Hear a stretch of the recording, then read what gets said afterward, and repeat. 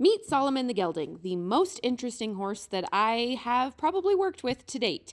Why is he so interesting? Because he keeps me constantly guessing, which also makes it very fun to work with a horse like this. But he's very sensitive, which means that I have to be very aware of what I'm doing with my body. You'll see there that he's pretty obvious with his body language, but not to the point that he goes into flight mode or fight mode.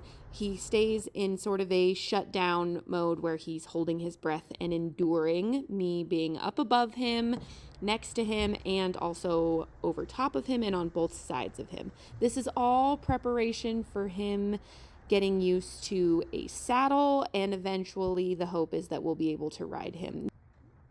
His history is mostly unknown and offers minimal answers to the questions that come up with him. The question of this session is, why is he defensive in his body language towards my hands coming off of his side and out to the side where he catches them out of the corner of his eye? You'll see that he lowers his head, pins his ears. What you may not be able to see, but I most definitely feel, is him tensing every muscle in his body, lifting his back. He thinks about running, but he doesn't often run. There are sometimes I feel his hind end slightly shift towards me, but he hasn't tried to kick me.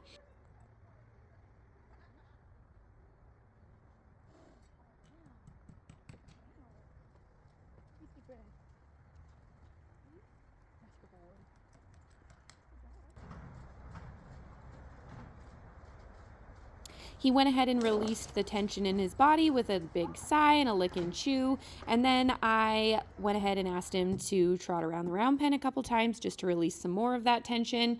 Then I am changing sides and moving to the right side here. When I pet his shoulder, he is okay with that. But then for some reason, it all becomes just a bit overwhelming and he goes into flight mode, which is no problem, but I'm just going to go ahead and put some pressure on him here.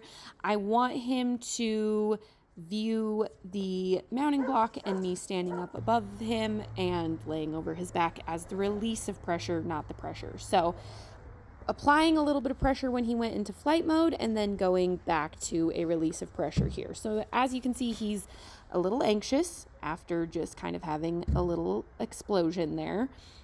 And I'm just going to stay calm and quiet, just keep desensitizing. So I'm not going to release the pressure when he moves away. I'm just going to keep moving the mounting block towards him till he stands still.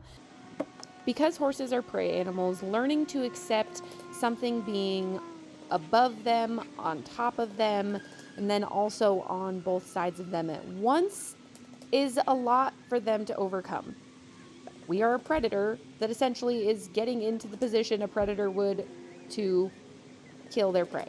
So it's a lot for a horse to accept. It's especially a lot for them to accept when they have a history of that scenario going poorly. Be sure to hit that follow button so you can stay tuned and check out all of Solomon's progress.